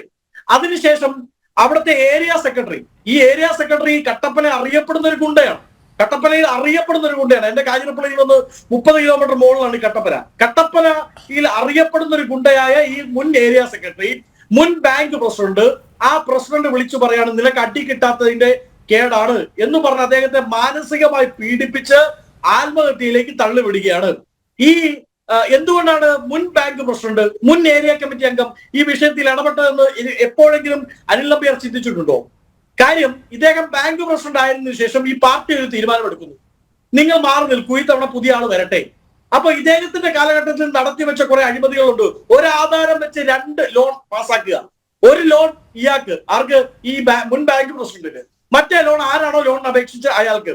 ഒരേ ആധാരത്തിന്മേൽ 2 ലോൺ, ഒരു നിക്ഷേപത്തിന്മേൽ 4 സർട്ടിഫിക്കറ്റ്. എന്നിട്ട് അതിലൊരു സർട്ടിഫിക്കറ്റ് വെച്ച് അവർ നിക്ഷേപത്തിന് പുറത്തുള്ള ലോൺ, ആ ഡെപ്പോസിറ്ററി ലോൺ എന്ന് പറയുന്ന സംവിധാനമുണ്ടോ, അത് വെച്ച് അവർ അതിൽ നിന്ന് പണം പിടിച്ചെടുക്കും. അപ്പോൾ അങ്ങനെ ഒരു പ്രത്യേക സാഹചര്യം വന്നപ്പോ ഇദ്ദേഹം എന്ത് ചെയ്തു? ഇദ്ദേഹത്തിന്റെ ഒരു ബഫൂണിനെ ഇദ്ദേഹം റിമോട്ടിൽ ഞെക്കിയാൽ അതിനനുസരിച്ച് ഡാൻസ് കളിക്കുന്ന, ആടിക്കളിക്കുന്ന കുഞ്ഞിരാമ എന്ന് പറഞ്ഞാൽ ചാടിക്കളിക്കുന്ന ഒരു കുഞ്ഞിരാമനെ ബാങ്കിന്റെ പ്രസിഡന്റ് ആക്കി വെച്ചു. ആ ബാങ്ക് പ്രസിഡന്റിന്റെ അടുത്തേക്കാണ് ഈ സാബുവിന്റെ ഡെപ്പോസിറ്ററി റെസിപ്റ്റ്, ഞാൻ കൃത്യമായ വിവരങ്ങളുടെ പുറത്താണ്, എല്ലാ പൊളിറ്റിക്കൽ റെസ്പോൺസിബിലിറ്റിയോടും കൂടിയാണ് ഞാൻ പറയുന്നത്. സാബുവിന്റെ ഡെപ്പോസിറ്ററി റെസിപ്റ്റിന്റെ പുറത്ത് ഇവർ എന്ത് ചെയ്തിട്ടുണ്ട്? കൂടുതൽ ലോണുകൾ എടുത്തിട്ടുണ്ട്. അദ്ദേഹം ഡെപ്പോസിറ്റ് ചെയ്ത പണം വകമാറ്റി ചെലവഴിച്ചിട്ടുണ്ട്. അദ്ദേഹത്തിന് ഒരു ഡെപ്പോസിറ്ററി റെസിപ്റ്റ് കൊടുക്കുമ്പോൾ അത് ബാങ്കിന്റെ രേഖകളിൽ രേഖപ്പെടുത്തിയിട്ടില്ല. അങ്ങനെ വലിയ കൃത്രിമത്വം അതിൽ നടന്നു. അതുമായി ബന്ധപ്പെട്ട് ഇദ്ദേഹം ലോൺ ചോദിക്കാൻ ചെല്ലുമ്പോൾ ഈ മുൻ ബാങ്ക് പ്രസിഡന്റിന്റെ സിമ്പന്തി കൂടിയായ മുൻ ബാങ്ക് പ്രസിഡന്റ് അവിടെ ജോലി മേടിച്ചു കൊടുത്ത മുൻ ബാങ്ക് പ്രസിഡന്റ് ഇൻകുലാബ് എന്ന് വിളിച്ചാൽ സിന്ദാബാദ് എന്ന് കൂട്ടി വിളിക്കുന്ന ഡിവൈഎഫ്ഐക്കാരൻ ഇയാളെ ആക്രമിക്കുന്നു. ഉടനെ നിലവിലുള്ള ബാങ്ക് പ്രസിഡന്റ് ആവലാതിപ്പെടുകയാണ്. തന്റെ നേതാവിനെ വിളിച്ചു ചോദിച്ചു, ഇത് ഇങ്ങനെ ഒരു പ്രശ്നമുണ്ടല്ലോ, എന്ത് ചെയ്യും? അപ്പൊ അദ്ദേഹം പറഞ്ഞു, പ്രശ്നമാക്കണ്ട, ഇഷ്യൂ ആക്കണ്ട, ഞാനത് ഡീൽ ചെയ്തോളാം എന്ന് പറഞ്ഞ് കഴിഞ്ഞ കാലങ്ങളിലൊക്കെ എങ്ങനെയാണോ അവിടെ രാഷ്ട്രീയ പ്രവർത്തനത്തിൽ ഗുണ്ടാ പ്രവർത്തനം നടത്തിയത്, അതേപോലെ ഈ സാബുവിനെ വിളിച്ച് ഭീഷണിപ്പെടുത്തിയാണ്. ഭീഷണിപ്പെടുത്തിയെന്ന് മാത്രമല്ല, നിന്നെ കൈകാര്യം ചെയ്യുന്നു, ആ ബാങ്ക് ഉദ്യോഗസ്ഥനെ നീ ആക്രമിച്ചിട്ടുണ്ടല്ലേ, അതിന്റെ പരിപാടി നമ്മൾ കാണിച്ചു തരാമെന്നും പറഞ്ഞ് നീ ഒന്നെങ്കിൽ ആത്മഹത്യ ചെയ്തോ, ഒന്നെങ്കിൽ ജയിലിൽ പൊക്കോളൂ, അല്ലെങ്കിൽ ആത്മഹത്യ ചെയ്തോളൂ എന്നുള്ള നേച്ചറിൽ ഭീഷണിപ്പെടുത്തി അതിമാരകമായ കൊലപാതകത്തിലേക്ക് തള്ളിവിടുകയാണ് ചെയ്തത്. ഇത് തന്നെയാണ് കരുവന്നൂരിൽ ഉണ്ടായത്. കരുവന്നൂരിൽ ഫിലോമിൻ എന്ന് പറയുന്ന ഒരു പാവപ്പെട്ട സ്ത്രീ അവരുടെ ആയുഷ്കാലം മുഴുവൻ ഉണ്ടാക്കി വെച്ച പണം ഒടുക്കം അവർ മരണത്തോട് മല്ലടിക്കുമ്പോൾ ചികിത്സയ്ക്ക് വേണ്ടി ആവശ്യപ്പെട്ട് വരുന്നു. അങ്ങനെ വരുമ്പോൾ കരുവന്നൂരിലെ ബാങ്കിൽ പണമില്ല. അവർ ഒടുക്കം മരണപ്പെടുന്നു. അവരുടെ ശവശരീരവുമായി അവിടുത്തെ പ്രതിപക്ഷം, അവിടുത്തെ വിവിധ പാർട്ടികൾ, കോൺഗ്രസ്, BJP എല്ലാവരും ഈ ബാങ്കിന് മുമ്പിലേക്ക് സമരവുമായി എത്തുന്നു. നോക്കൂ, കേരളത്തിൽ അങ്ങോളം ഇങ്ങോളമുള്ള ബാങ്കുകളിൽ കഴിഞ്ഞ ഒരു വർഷക്കാലം മാത്രം CPM-ന്റെ നേതൃത്വത്തിലുള്ള ബാങ്കുകളിൽ റിപ്പോർട്ട് ചെയ്തിരിക്കുന്ന ഫിനാൻഷ്യൽ ക്രൈം 86. ഇപ്പോൾ ഷാജഹാൻ പറഞ്ഞതിനോട് ഞാൻ ചേർത്ത് വെക്കുകയാണ്. പക്ഷേ അതിൽ കൃത്യമായ ഒരു നടപടി സ്വീകരിക്കാൻ ED-ക്കോ കേന്ദ്ര ഏജൻസികൾക്കോ സാധിച്ചിട്ടില്ല. ഫിനാൻഷ്യൽ ക്രൈം ആകുമ്പോൾ സ്വാഭാവികമായും കേന്ദ്ര ഏജൻസികൾക്ക് അവിടെ അന്വേഷണം നടത്താൻ സാധിക്കും. പക്ഷെ അത് ചെയ്യാൻ അവർ തയ്യാറാവുന്നില്ല. ഈ കോപ്പറേറ്റീവ് ആക്ടിലെ ചില സെക്ഷനുകൾ ഉപയോഗിച്ചുകൊണ്ട്, അതിന്റെ ചില ലൂപ്പ് ഹോളുകൾ ഉപയോഗിച്ചുകൊണ്ട് തെരഞ്ഞെടുപ്പുകളെ അട്ടിമറിക്കാനും ആ തെരഞ്ഞെടുപ്പ് അട്ടിമറിക്കെതിരെ കേസ് കൊടുത്താൽ അവർക്ക് അനുചിതമായ രീതിയിൽ വിധി സമ്പാദിക്കാനും ഒക്കെ ഇവർക്ക് സാധിക്കുന്നുണ്ട്. കാര്യം ഇവരുടെ ഞാൻ നേരത്തെ പറഞ്ഞ ബഫൂൺസ് ഉണ്ടല്ലോ, അങ്ങനെയുള്ളവരെയാണ് ജോലിക്കെടുത്തിരിക്കുന്നത്. അവിടുത്തെ ഉദ്യോഗസ്ഥർ, സെക്രട്ടറി കോപ്പറേറ്റീവ് ബാങ്കിൽ സെക്രട്ടറിയാണ് നമ്മൾ ബ്രാഞ്ച് മാനേജർ പകരമുള്ള ആൾ. ആ സെക്രട്ടറി മുതൽ ഒടുക്കമുള്ള പ്യൂൺ വരെയുള്ളവർ CPM ആണ്, അടിമുടി DYFI ആണ്. അവിടെ കയറി ചെന്നാൽ പാർട്ടി ഓഫീസിൽ കയറി ചെല്ലുന്നതിന് തുല്യമാണ്. കേരളത്തിൽ അങ്ങോളം ഇങ്ങോളം എല്ലാ കോപ്പറേറ്റീവ് ബാങ്കുകളെയും കേന്ദ്ര ഏജൻസികൾ അന്വേഷണത്തിന് ഇറങ്ങട്ടെ, CBI അന്വേഷണത്തിന് ഇറങ്ങട്ടെ, ഒറ്റ ബാങ്ക് നിലം തൊടാതെ പൊട്ടുന്ന അവസ്ഥയിലാണുള്ളത്. രണ്ട് കാരണങ്ങൾ: ഒന്ന്, പ്രാദേശിക CPM നേതൃത്വം അതിൽ നിന്ന് പണം കട്ടോട്ട് പോയി. രണ്ട്, സർക്കാർ പ്രതിസന്ധിയിൽ എത്തുമ്പോൾ ഇവരെന്ത് ചെയ്യും? ഇവരൊരു ഹത്വ പ്രകടിപ്പിക്കും. എല്ലാ കോപ്പറേറ്റീവ് ബാങ്കുകളിലോടും 2 ലക്ഷം ഖജനാവിലേക്ക് തരൂ, ലോണായിട്ട് മതി, പിന്നെ തരാം. എവിടെ നിന്ന് എടുത്തു കൊടുക്കാനാണ്?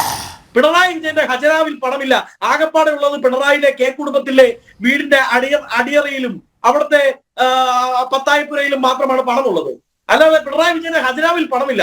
പക്ഷെ എടുത്തു തരാമെന്ന് പറഞ്ഞ് കോപ്പറേറ്റീവ് ബാങ്കുകളിൽ നിന്ന് കോടിക്കണക്കിന് രൂപയാണ് കഴിഞ്ഞ 2 വർഷക്കാലം പെൻഷൻ കൊടുക്കാൻ, ശമ്പളം കൊടുക്കാൻ എന്ന് പറഞ്ഞുകൊണ്ട് സർക്കാർ പിരിച്ചോണ്ട് പോയത്. ഫിനാൻഷ്യൽ ലൂട്ട് ബൈ ഗവൺമെന്റ് നടത്തിയിട്ടുണ്ട്.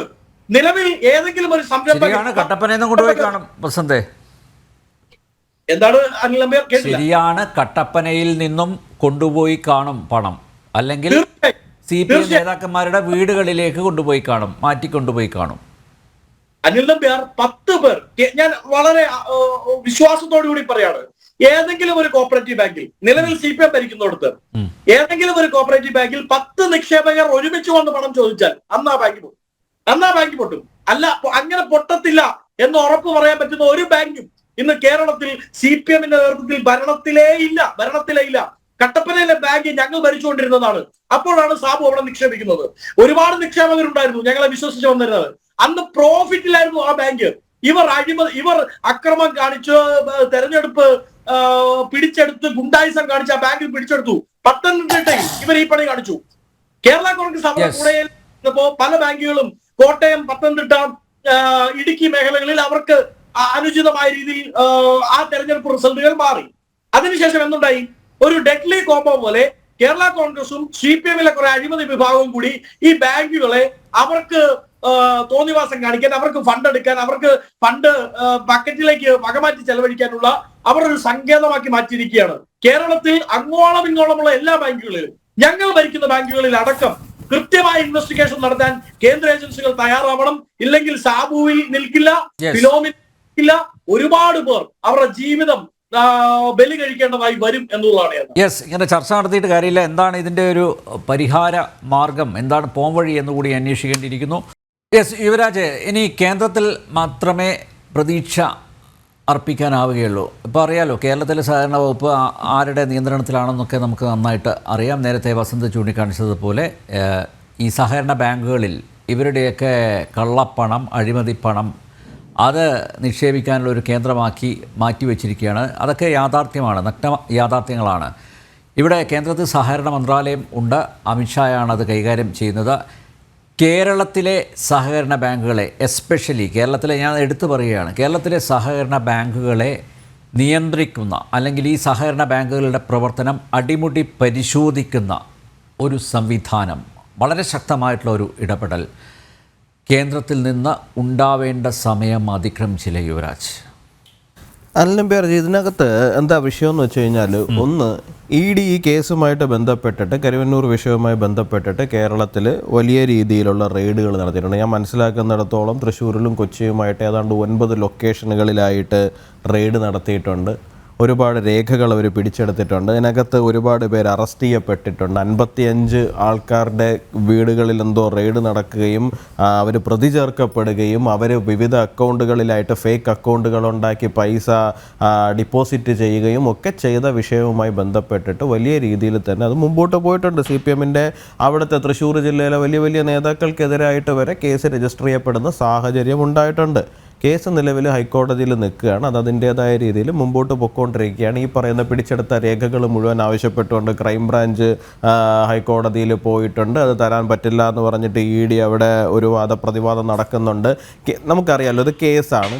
കേസിൻ്റേതായ രീതിയിൽ മാത്രമേ മുമ്പോട്ട് പോകാൻ കഴിയുകയുള്ളൂ. ഇൻവെസ്റ്റിഗേറ്റിംഗ് ഏജൻസിയാണ്. ഇൻവെസ്റ്റിഗേറ്റിംഗ് ഏജൻസിയുടെ ഇൻവെസ്റ്റിഗേഷനകത്ത് ഭരണപരമായി ഇടപെടുന്നതിൻ്റേതായിട്ടുള്ള പ്രായോഗികപരമായിട്ടുള്ള ബുദ്ധിമുട്ടുകളുണ്ട്. എന്നിരുന്നാലും ശരി തന്നെയാണ്, അത് അത്യാവശ്യം വലിയ വേഗത്തിൽ തന്നെ അത് മുമ്പോട്ട് പോകുന്നു എന്നാണ് ഞാൻ മനസ്സിലാക്കുന്നത്. അതിൻ്റെ ഫൈനൽ റിപ്പോർട്ട് അധികം വൈകാതെ തന്നെ ഹൈക്കോടതിയിൽ സബ്മിറ്റ് ചെയ്യുമെന്നാണ് ED തന്നെ നേരിട്ട് ഹൈക്കോടതിയിൽ ബോധിപ്പിച്ചിട്ടുമുള്ളത്. അത് അതിൻ്റേതായ സാഹചര്യത്തിൽ നടക്കുന്നുണ്ട്. CPM കേരളത്തിനകത്ത് ഈ പറയുന്ന ED അന്വേഷണത്തിനെതിരായിട്ട് വലിയ ബഹളവും വലിയ പ്രക്ഷോഭവും കേരളത്തിലെ സഹകരണ മേഖലയാകെ തകർക്കുവാൻ വേണ്ടിയിട്ടുള്ള പരിശ്രമവുമാണ് എന്നൊക്കെ പറഞ്ഞുകൊണ്ട് അവരുടേതായ നിലയിലുള്ള വലിയൊരു പ്രക്ഷോഭവും വലിയ ഒരു രീതിയിലേക്ക് മുമ്പോട്ട് പോകുന്നതുമായിട്ടുള്ള സാഹചര്യങ്ങളും നമ്മൾ കണ്ടിട്ടുണ്ട്. അപ്പോൾ ഇൻവെസ്റ്റിഗേറ്റിംഗ് ഏജൻസികൾ ഇടപെടാത്ത പ്രശ്നമല്ല ഉള്ളത്, അവർ ഇടപെടുന്നുണ്ട്. പക്ഷെ അവർക്ക് അവരുടേതായ ഒരു സമയം വേണ്ടി വരും. ഇപ്പോൾ ഒരു രാഷ്ട്രീയമായിട്ട് നമുക്ക് പോയി അതിനകത്ത് ഫോഴ്സ് ചെയ്യുന്നതിനും അതിനെ മറ്റൊരു തലത്തിലേക്ക് കൊണ്ടുപോകുന്നതിനും ഒക്കെ അതിൻ്റേതായ ഭരണപരമായ പരിമിതികളുണ്ട് എന്നുള്ളതാണ് ഞാൻ മനസ്സിലാക്കുന്നത്. പക്ഷെ അത് അതിൻ്റേതായ രീതിയിൽ തന്നെ മുമ്പോട്ട് പോകുന്നുണ്ട്. പിന്നെ ശ്രീ ഷാജഹാൻ സാറ് പറഞ്ഞ ഒരു കാര്യം, അദ്ദേഹം തുടക്കത്തിൽ ഞാൻ സംസാരിച്ചത് കേൾക്കാത്തത് കൊണ്ടാണ് അദ്ദേഹം അങ്ങനെ പറയുന്നൊരു സാഹചര്യം ഉണ്ടായെന്നാണ് ഞാൻ മനസ്സിലാക്കുന്നത്. ഞാൻ ആദ്യമേ തന്നെ പറഞ്ഞിരുന്നു, കേരളത്തിൽ അനേകം കോപ്പറേറ്റീവ് ബാങ്കുകളുണ്ട്. അത് BJP ഭരിക്കുന്നുണ്ട്, കോൺഗ്രസ് ഭരിക്കുന്നുണ്ട്, CPM ഭരിക്കുന്നുണ്ട്, എല്ലാവരും ഭരിക്കുന്ന ബാങ്കുകളുണ്ട്. ഈ ബാങ്കുകളിൽ പലതും വളരെ നല്ല രീതിയിൽ പോകുന്നുണ്ട്. അതിപ്പോൾ BJP ഭരിക്കുന്ന നല്ല രീതിയിൽ പോകുന്നുണ്ട്, CPM ഭരിക്കുന്ന നല്ല രീതിയിൽ പോകുന്നുണ്ട്, കോൺഗ്രസ് ഭരിക്കുന്ന നല്ല രീതിയിൽ പോകുന്നുണ്ട്. ഇതിനകത്ത് കെടുകാര്യസ്ഥത മൂലം, ഭരണപരമായ കെടുകാര്യസ്ഥതകൾ മൂലം കുഴപ്പം പറ്റിയിട്ടുള്ള, തട്ടുകേടുകൾ പറ്റിയിട്ടുള്ള പ്രസ്ഥാനങ്ങളും ഉണ്ട്. അതും 3 പേരുടേതും അത്തരത്തിലുള്ള തട്ടുകേടുകൾ പറ്റിയിട്ടുള്ള പ്രസ്ഥാനങ്ങളും ഉണ്ട്. പക്ഷേ തുടർച്ചയായിട്ട് ഒരു പർട്ടിക്കുലർ പാർട്ടി ഭരിക്കുന്ന ബാങ്കുകളിൽ മാത്രം ഇത്തരത്തിൽ പ്രശ്നമുണ്ടാകുമ്പോൾ അതിനകത്ത് തന്നെ സ്വാഭാവികമായിട്ടുള്ള പ്രശ്നമെന്നുള്ളതല്ല, അതിനകത്തൊരു അസ്വാഭാവികത ഉണ്ട് എന്നുള്ളതാണ് ഞാൻ അതിനകത്ത് പറഞ്ഞു വെച്ചത്. തീർച്ചയായിട്ടും ആ അസ്വാഭാവികതകൾ കഴിഞ്ഞ ഒരു 1-2 വർഷങ്ങളായിട്ടാണ് വലിയ രീതിയിൽ കേരളത്തിൻ്റെ മുമ്പിലേക്ക് വരുന്ന സാഹചര്യം ഉണ്ടായിട്ടുള്ളത്.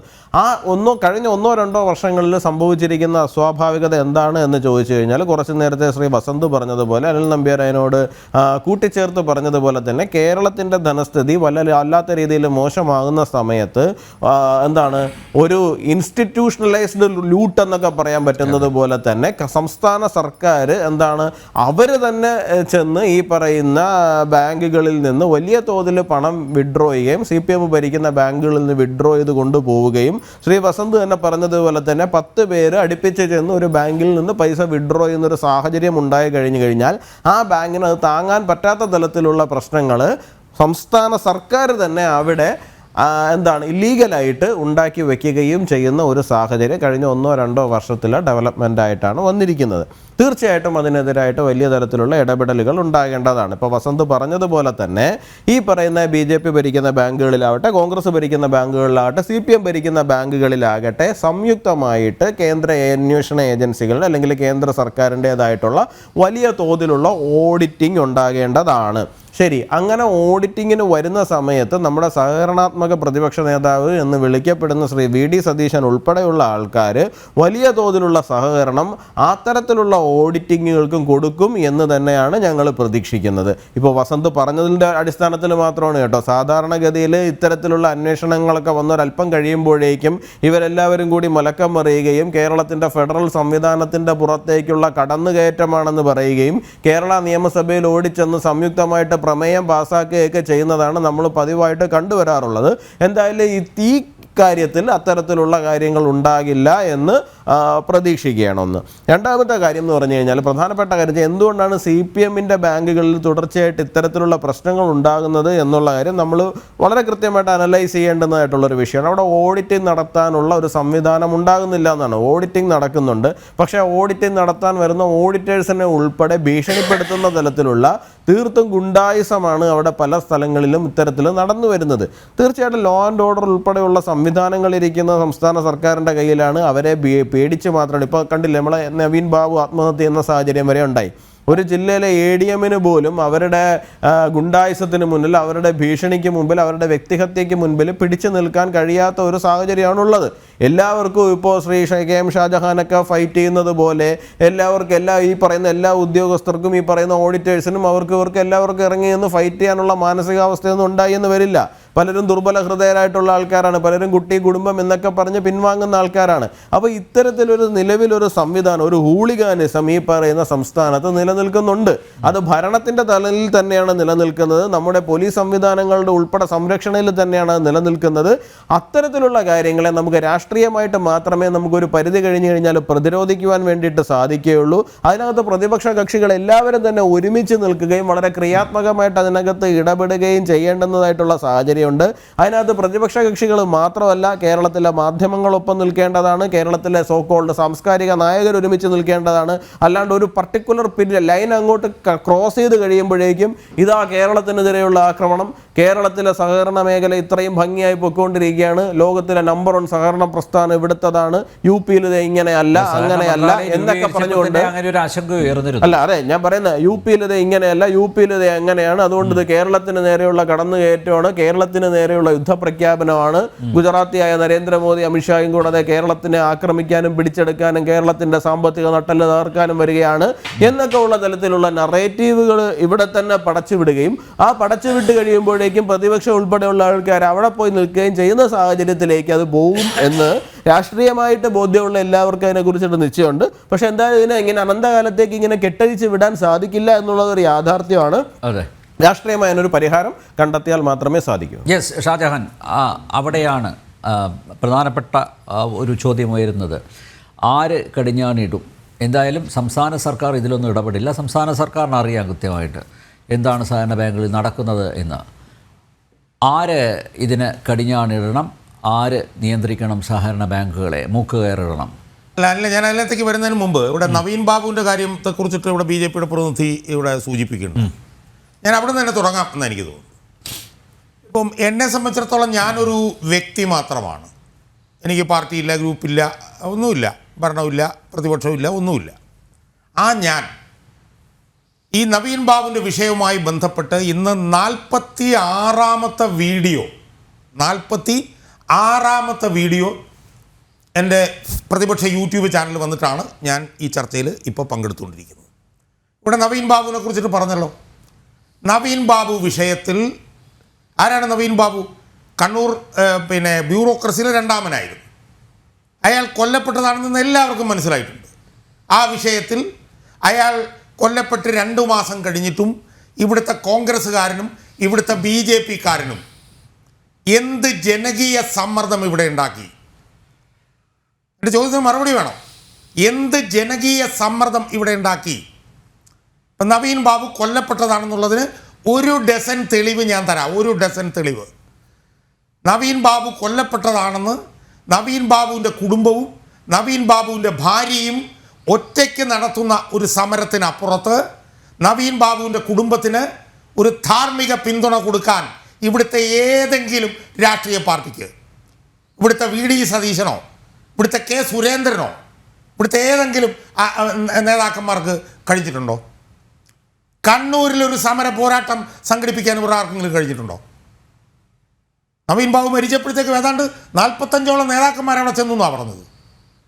നവീൻ ബാബുവിൻ്റെ ഭാര്യ മഞ്ജുഷ, അവർക്കൊരു രാഷ്ട്രീയവുമില്ല, അവരൊരു സാധു സ്ത്രീയാണ്. അവർ കാണിക്കുന്ന ആർജവം, അവർ കാണിക്കുന്ന ഇച്ഛാശക്തി, അവർ കാണിക്കുന്ന ധൈര്യം കാണിക്കാൻ ഇവിടുത്തെ കോൺഗ്രസിനോ ഇവിടുത്തെ BJPക്കോ നട്ടലുണ്ടായിട്ടുണ്ടോ? ഇവിടെ പ്രതിപക്ഷ നേതാവുണ്ടല്ലോ VD സതീശൻ, 29 സ്റ്റാഫുണ്ട് VD സതീശൻ. 10-30-40 ലക്ഷം രൂപയാണ് പിന്നെ ശമ്പളത്തിന് വേണ്ടിയിട്ട് ചെലവഴിക്കുന്നത്. എന്താണ് അയാൾ ചെയ്തിട്ടുള്ളത് ഇവിടെ? ഇനി പിന്നെ സഹകരണ മേഖലയിലേക്ക് ഞാൻ വരുന്നതിന് മുമ്പേ ഇവിടെ കോൺഗ്രസിൻ്റെ പ്രതിനിധി തൃശ്ശൂർ ജില്ലയിൽ കരുവന്നൂർ വിഷയത്തിൽ കോൺഗ്രസ് ആണ് മുന്നിലെന്ന് പറഞ്ഞു. ഒന്നുമല്ല. തൃശ്ശൂർ ജില്ലയിൽ സഹകരണ മേഖലയിൽ നടക്കുന്ന തട്ടിപ്പുകൾക്ക് മുന്നിൽ ഒരു കോൺഗ്രസ്സുകാരനുണ്ട്, ഒരു കോൺഗ്രസ് നേതാവുണ്ട്. അയാളുടെ പേര് അനിൽ അക്കര എന്നാണ്. അയാൾ കോൺഗ്രസിൻ്റെ മുൻ MLA ആണ്. അയാൾ അവിടെ ഈ സഹകരണ മേഖലയിലും ഈ multi state cooperative society Highrich എന്നൊക്കെ പറഞ്ഞ് നിരന്തരമായ സമരം അവിടെ നടക്കുമ്പോൾ അയാൾക്ക് ഒരു പിന്തുണ കൊടുക്കാൻ ഒരു കുഞ്ഞൂട്ടി കോൺഗ്രസ്സുകാരനെ നിങ്ങൾക്കൊന്ന് കാണിച്ചു തരാമോ? തൃശ്ശൂർ ജില്ലയിൽ ഒരുത്തനുമില്ല. അവിടെ അനിലക്കര മാത്രമേ ഉള്ളൂ. അനിലക്കര കോൺഗ്രസ്സുകാരനല്ലെന്ന് ചോദിച്ചാലാണ്. പക്ഷേ അനിലക്കരയ്ക്ക് പിന്തുണ കൊടുക്കാൻ ഒരു കോൺഗ്രസ്സുകാരനും അവിടെ ഇല്ല. കാരണം അവിടെയുള്ളവന്മാരെല്ലാം ഇതുപോലുള്ള നിക്ഷിപ്ത താല്പര്യക്കാരിൽ നിന്ന് പണം പറ്റുന്നവരാണ്. ഇനി സഹകരണ മേഖലയിലേക്ക് വരാം. സഹകരണ മേഖലയുടെ കാര്യം പറയുമ്പം ഇവിടെ പ്രതിപക്ഷവും മറ്റവരും എല്ലാം ഒന്നാകുന്നു, ഇവിടെ പിന്നെ ഭരണപക്ഷവും ഒന്നാകുന്നു, അന്വേഷണത്തെ തടസ്സപ്പെടുത്തുന്നു എന്നൊക്കെയാണല്ലോ BJP പ്രതിനിധി ഇവിടെ പറഞ്ഞത്. ഞാൻ ചോദിക്കട്ടെ, BJP പ്രതിനിധി, ഡൽഹിയിൽ ഭരിക്കുന്ന പാർട്ടിയുടെ നേതാവായിട്ടുള്ള മുഖ്യമന്ത്രിയായിട്ടുള്ള അരവിന്ദ് കെജ്രിവാളിനെ 4.5 മാസക്കാലം പിടിച്ച് ജയിലിലിട്ടവരല്ലേ നിങ്ങൾ? എന്ത് തെളിവ് പുറത്തു കൊണ്ടുവന്നു? ഇപ്പോൾ ജാമ്യത്തിൽ പുറത്തു വന്നു. എന്ത് തെളിവ് പുറത്തു കൊണ്ടുവന്നു? ഒരു തെളിവുമില്ലാതെ ഒരു മുഖ്യമന്ത്രിയെ പിടിച്ച് 4.5 മാസം ജയിലിലിട്ട നിങ്ങൾ കേരളത്തിൽ എന്ത് ചെയ്തു? നിങ്ങൾ കേരളത്തിൽ? നിങ്ങൾക്കൊന്നും ചെയ്യാൻ പറ്റില്ല. കാരണം നിങ്ങൾക്കെതിരെ കേസ് കിടപ്പുണ്ട് ഇവിടെ. പിന്നെ വളരെ വാചാലമായിട്ടുള്ള സംസാരം ഇവിടെ കേട്ടു. ഒരൊറ്റ കാര്യം മാത്രം ഞാൻ പറയാം. നിങ്ങൾ 3-ാം തവണ അധികാരത്തിലിരിക്കുകയാണ്.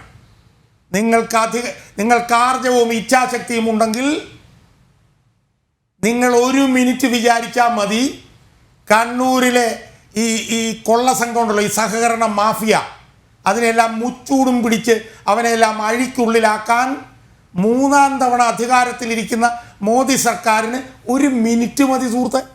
1 മിനിറ്റ് മതി. നിങ്ങൾ പറഞ്ഞല്ലോ കഴിഞ്ഞ 2 വർഷക്കാലമായിട്ട് ഇത് നടക്കുന്നു. ഒന്നുമല്ല, കഴിഞ്ഞ 10-20 വർഷക്കാലമായി സഹകരണ മേഖലയിൽ അതിഭീകരമായിട്ടുള്ള കൊള്ള CPM നടത്തിക്കൊണ്ടിരിക്കുകയാണ്.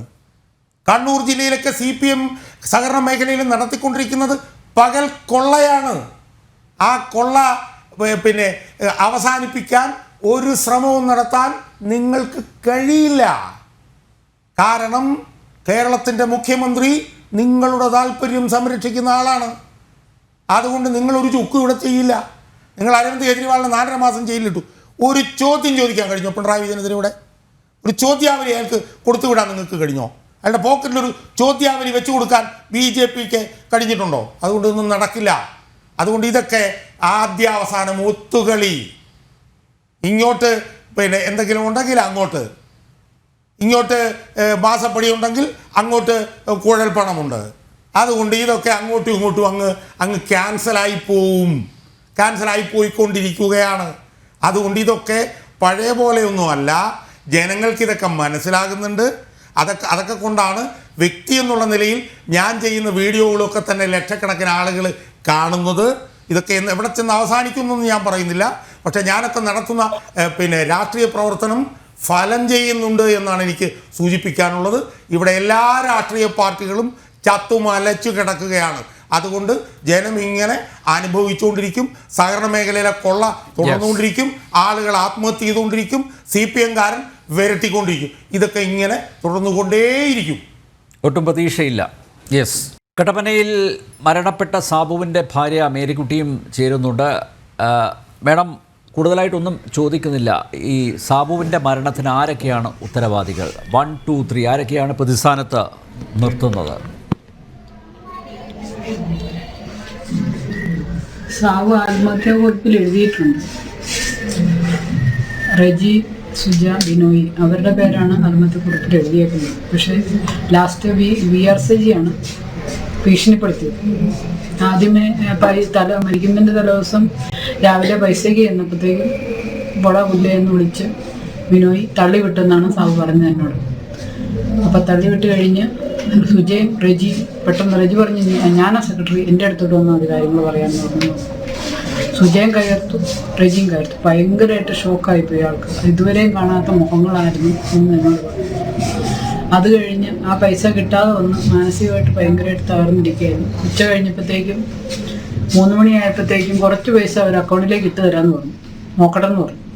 പക്ഷെ 3 മണിയായപ്പോഴും അക്കൗണ്ടിൽ പൈസ വരാതിരുന്നപ്പോഴത്തേക്കും ടെൻഷൻ കയറി.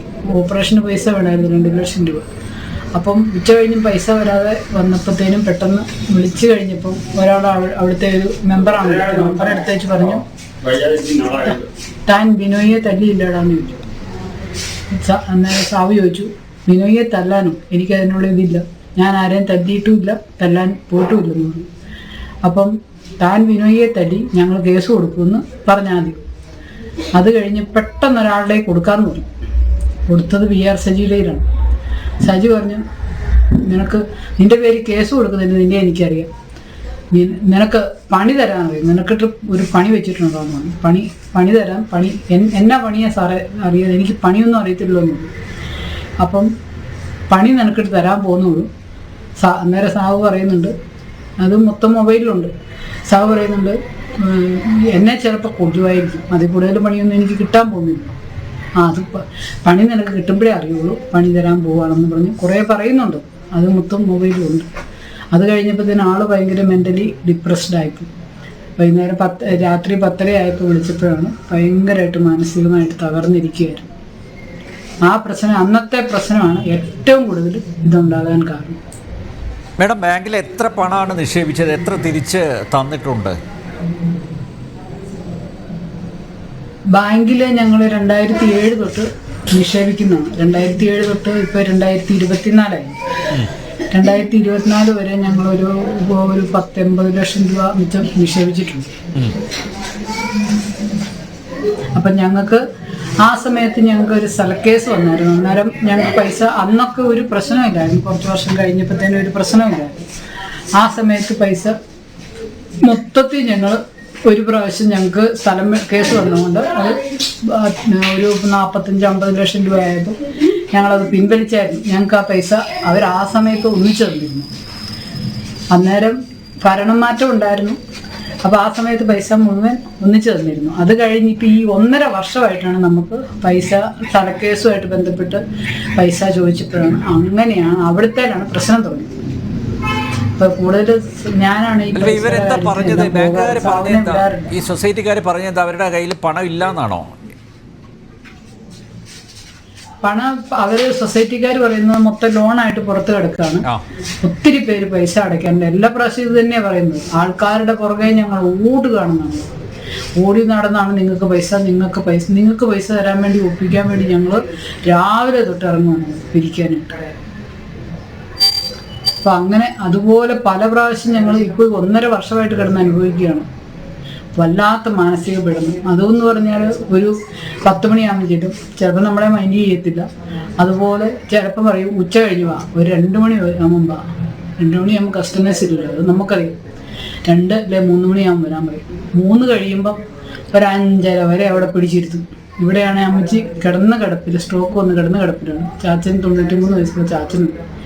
എനിക്ക് അവരെ സംരക്ഷിക്കുന്ന ചുമതലയാണ്. ഞാനിത് വിട്ടേച്ചാണ് ബാങ്കിൽ പോയി കാവലിരിക്കുന്നത്. പല പ്രാവശ്യം ഞാൻ അവരോട് പറഞ്ഞു, ഇങ്ങനെ റിക്വസ്റ്റ് ചെയ്തു. അതിൻ്റെ കൂടെ യൂട്രസ് സംബന്ധമായ പ്രശ്നങ്ങൾ, പല പ്രശ്നങ്ങളും ഞാൻ ഫേസ് ചെയ്തിട്ടുണ്ട്. അപ്പം അതുപോലെ ആ ഫേസ് ചെയ്ത് അവിടെ ചെന്നിരുന്ന് കേണപേക്ഷിക്കുമ്പോൾ അതുപോലെ നമ്മളും ബേളം ഉണ്ടാക്കും. കാരണം ഞങ്ങളിട്ട പൈസ കിട്ടിയോ ചിലപ്പോൾ നിങ്ങൾ ഞങ്ങളെ പൊതുവായിരിക്കും, അത് കൂടുതൽ നിങ്ങൾ ഞങ്ങൾക്ക് ഒന്നും ചെയ്യാൻ പോകുന്നില്ലെന്ന്. അപ്പോൾ അത് ലാസ്റ്റ് നിങ്ങളുടെ ചാൻസ് കൊല്ലുക എന്നുള്ളതാണ്. അതും അത്രയും വരെ എത്തിയാലും വേണ്ടിയല്ല, പൈസയും കൊണ്ടേ ഞാൻ പോകുന്നില്ല. ഞാൻ സ്ട്രോങ് ആയിരുന്നു. പക്ഷെ സാബുവിനത് പിടിച്ചു നിൽക്കാൻ പറ്റിയില്ല. ഞാൻ ആശുപത്രി കേസുമായിട്ട് എന്നെ പെട്ടെന്ന് കൊണ്ടുകൊണ്ട് വന്നത് സാബുവിനത് പിടിച്ചു നിൽക്കാൻ പറ്റിയില്ല. കാരണം എല്ലാ പ്രാവശ്യവും ഞാനാണ് പോകുന്നത്. ആദ്യമേ ഞാനും കൂടെ പോയി പറ്റിയാലെന്ന് വരുമ്പോൾ മാത്രം സാബുവിനെ വിളിക്കും. കട അടച്ചേച്ച് പോകും, പൈസയ്ക്ക് വിട്ട് ചെല്ലും. പിന്നെ അവിടെ കിടന്ന് പ്രശ്നം, മൊത്തം സെക്രട്ടറി ആയിട്ട് ബഹളം. ഇതിന് മുമ്പ് ഭീഷണി ഉണ്ടായിരുന്നോ? CPI നേതാക്കന്മാരുടെ ഭാഗത്ത് നിന്ന് ഇതിനു മുമ്പ് ഭീഷണി ഉണ്ടായിരുന്നോ? ആ, മുമ്പ് ഭീഷണി എന്ന് പറഞ്ഞാൽ മേടിച്ചോണ്ട് പോകുന്നൊന്ന് കാണട്ടെ എന്നൊക്കെ പറയും, അല്ലാതെ കൊല്ലും അങ്ങനെ കാണിച്ചു തരാട അങ്ങനെയൊന്നും പറഞ്ഞിട്ടില്ല. എന്നും അങ്ങോട്ടും ഇങ്ങോട്ടും പറയും, പറഞ്ഞു പെറുക്കി പോകും. ഇല്ല, ആരും ബന്ധപ്പെട്ടിട്ടില്ല. പോലീസിന്റെ ഭാഗത്ത് നിന്ന് എന്താണ് സംഭവിച്ചത്? അത് ആ ഒരു അന്വേഷണത്തിലേക്ക് കാര്യങ്ങൾ പോകുന്നുണ്ടോ? എന്താണ് പ്രതീക്ഷ? പോലീസ് അന്വേഷണം അത് സുതാര്യമായി നടക്കുന്നു തോന്നുന്നുണ്ടോ? നടക്കും, 100% നടക്കുമെന്നാണ് എൻ്റെ വിശ്വാസം. ഇന്ന് സ്റ്റേറ്റ്മെന്റ് എടുക്കാൻ വന്നാലും ഞാൻ എല്ലാ വിവരങ്ങളും പറഞ്ഞിട്ടുണ്ട്. വിട്ടുകൊടുക്കുന്ന പരിപാടിയില്ല. മരിക്കേണ്ട വന്നാലും വിട്ടുകൊടുക്കില്ല. കാരണം എനിക്ക് എൻ്റെ ഹസ്ബൻഡിനെ നട്ടിപ്പിച്ചു. ഞങ്ങളെ ഏറ്റവും നമുക്ക് വേണ്ടപ്പെട്ട ആളെ നഷ്ടപ്പെട്ടു. ഇനി അതിന് പോരാടം തന്നെയാണ്. അല്ല, ഈ VR സജീവൊക്കെ അവിടെയുള്ള കിരീടം വെക്കാത്ത രാജാക്കന്മാരാണല്ലോ. അപ്പോൾ സ്വാഭാവികമായിട്ട് അവരാണ് ഭരിക്കുന്നത്. അപ്പോൾ സ്വാഭാവികമായിട്ട് പോലീസിനെയൊക്കെ അവർ കൈകാര്യം ചെയ്യില്ലേ അവർക്ക് അനുകൂലമായി? അതൊന്നും പേടിയൊന്നുമില്ല. എനിക്ക് അങ്ങനെയുള്ള കാര്യങ്ങളെ പേടിയില്ല. നമുക്ക് നല്ല ധൈര്യമായി. അവിടെ പോയി തന്നെയാണ് ധൈര്യം വെച്ചത്. ഈ 1.5 വർഷം കൊണ്ടാണ് ധൈര്യം വെച്ചത്. മേഡം ഇപ്പൊ ഈ ഒരു എതിര് പറയാൻ പോലും ആത്മഹത്യാക്കുറിപ്പിൽ ചില പേരുകളൊക്കെ പറഞ്ഞിട്ടുണ്ട്, പരാമർശിച്ചിട്ടുണ്ട് സാബു. അവർക്കെതിരെ നിയമ നടപടി ഉണ്ടാവണം. മാത്രമല്ല VR സജിക്കെതിരെ നിയമ നടപടി ഉണ്ടാവണം എന്നതല്ലേ ആവശ്യം? അതെ. പിന്നെ ഞങ്ങളുടെ പൈസ കൃത്യമായിട്ട് കിട്ടണം. ഞങ്ങളുടെ പൈസ എത്രയും പെട്ടെന്ന് ഞാൻ സോൾവ് ചെയ്തു. തെറ്റ് ചെയ്തവരെ ശിക്ഷിക്കപ്പെടും. തെറ്റ് ചെയ്തവരെ ശിക്ഷിക്കപ്പെടുമല്ലോ ഉറപ്പായിട്ടും. കാരണം അതുപോലെ ഞങ്ങൾ ആ ബാങ്കിൽ നിന്ന് 1.5 വർഷമായിട്ട് അവിടെ അനുഭവിക്കണം. ഞങ്ങൾക്ക് പറയാൻ പോലും പറ്റാത്ത സാഹചര്യം. സാവു എപ്പോഴും പറയുമായിരുന്നു അവിടെ കൊണ്ട് പൈസ ഇടലേ ഇല്ല. ഞാൻ എൻ്റെ നിർബന്ധപ്രകാരമാണ് അവിടെ പൈസ ഇട്ടത്.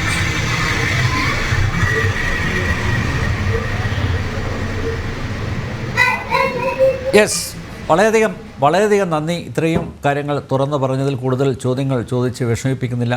അങ്ങനെയൊരു മാനസികാവസ്ഥയിലൂടെയാണ് കടന്നു പോകുന്നത് എന്ന് മനസ്സിലാക്കുന്നു. എന്തായാലും ഈ സഹകരണ മേഖലയിലെ CPM ഗുണ്ടായിസം അത് അടിയന്തരമായി അവസാനിപ്പിക്കണം. കൃത്യമായിട്ടുള്ള ഇടപെടലുകൾ കേന്ദ്രത്തിൻ്റെ ഭാഗത്തു നിന്ന് ഉണ്ടാവണം. സാബുവിൻ്റെ കുടുംബത്തിന് നീതി ലഭിക്കണം. അവർ ഇപ്പോൾ പറഞ്ഞതുപോലെ ഈ ഉത്തരവാദപ്പെട്ടവർക്കെതിരെ, ഈ ആത്മഹത്യക്ക് ഉത്തരവാദപ്പെട്ടവർക്കെതിരെ, സാബുവിനെ കൊന്നവർക്കെതിരെ അടിയന്തരമായി നിയമ നടപടി ഉണ്ടാവണം. അതുതന്നെയാണ് അവർ പ്രതീക്ഷിക്കുന്നത്. മാത്രമല്ല അവരുടെ പണം എത്രയും പെട്ടെന്ന് തിരിച്ച് ലഭിക്കണം എന്നും മേരിക്കുട്ടി പറഞ്ഞിരിക്കുന്നു. ജനറൽ ഡിബേറ്റ് ഇവിടെ പൂർണ്ണമാകുന്നു. ചർച്ചയിൽ പങ്കെടുത്ത എല്ലാ അതിഥികൾക്കും നന്ദി. ഒപ്പം പ്രേക്ഷകർക്കും